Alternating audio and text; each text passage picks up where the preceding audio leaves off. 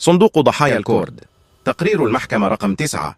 منذ تولي عائلة البارزاني المناصب قيادية في حكومة إقليم كردستان، نمت ثروة مسعود بارزاني، مسرور بارزاني، ويسي باراني وأفراد عائلة بارزاني وأعوانهم الفاسدين بشكل كبير، كما زادت بشكل مذهل عمليات غسل الأموال غير القانونية على مستوى العالم لأموالهم غير الشرعية.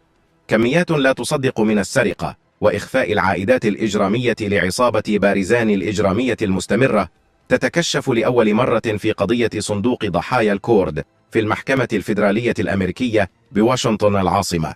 هذه المحكمة تبعد مسافة قصيرة جدا عن البيت الأبيض وعن الكونغرس الأمريكي، حيث يراقب المشاهدون هذه القضية عن كثب.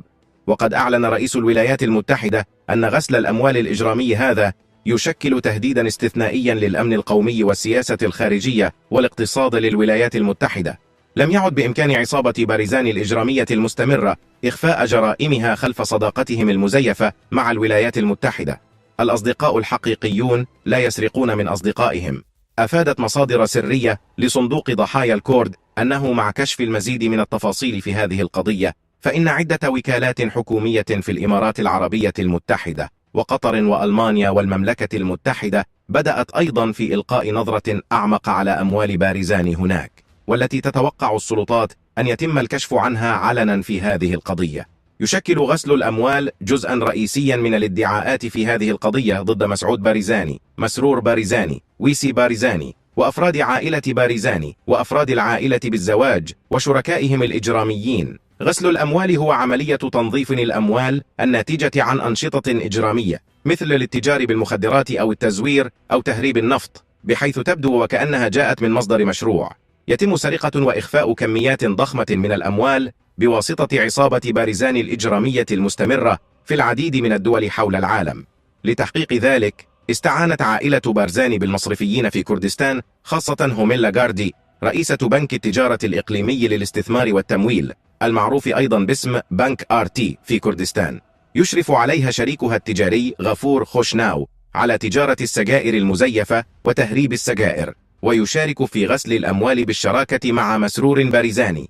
تم الآن تسمية غاردي وخوشناو في القضية.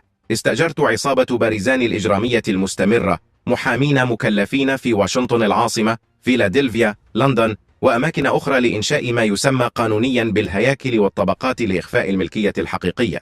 هذا يعتبر جريمة فيدرالية في الولايات المتحدة وفي معظم أنحاء العالم.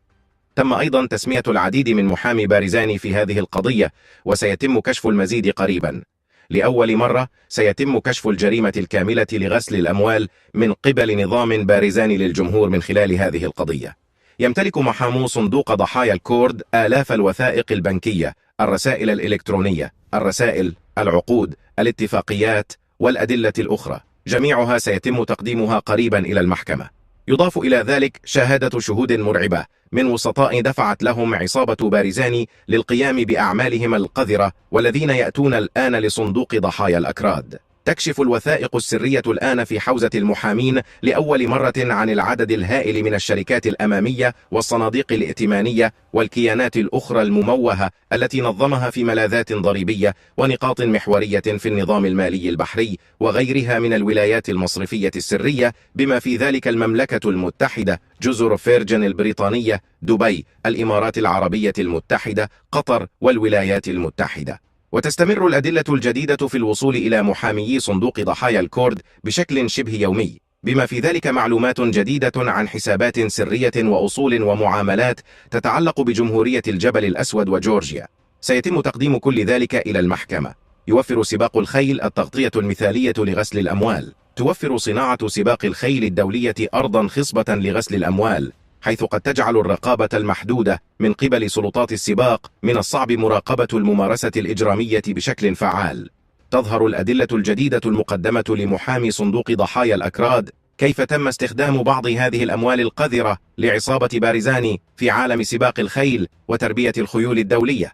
بعض هذه الأموال والاستثمارات مخفية بأسماء عذراء لزوجات بارزاني، بما في ذلك كاتيا فريكار بارزاني زوجة مصطفى بابو بارزاني. تخفي أصول مسروقة أخرى دوليا بواسطة جيرا محمد خالد أمي بارزاني، وفقا لوثائق وزارة الخارجية الأمريكية، الآن في حوزة محامي صندوق ضحايا الأكراد، اختلست عصابة بارزاني الإجرامية المستمرة أو سرقت مباشرة مليارات الدولارات من الأموال العامة في كردستان لمصلحتها الشخصية.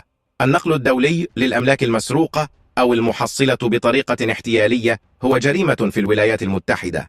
عندما قام المتآمرون في عصابة بارزان الإجرامية المستمرة بنقل عائدات جرائمهم من خلال غسل الأموال والاحتيال السلكي، كانوا يعلمون أن المعاملات مصممة لإخفاء مخططاتهم غير القانونية المختلفة.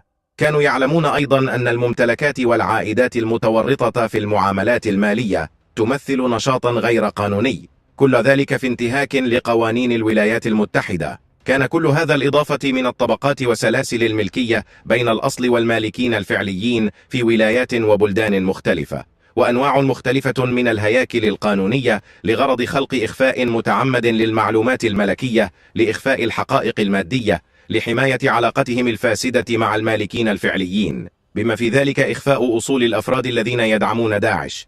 كان كل هذا لتجنب اكتشافه من قبل سلطات إنفاذ القانون والسلطات الضريبية والمسؤولين الأمنيين الوطنيين. ما أبلغنا عنه اليوم هو فقط غيض من جبل جليد ضخم. سيتم تقديم مزيد من التفاصيل حول هذه القضية الضخمة والمروعة في الأيام المقبلة. إلى اللقاء، ونراكم في الجزء 10 إن شاء الله.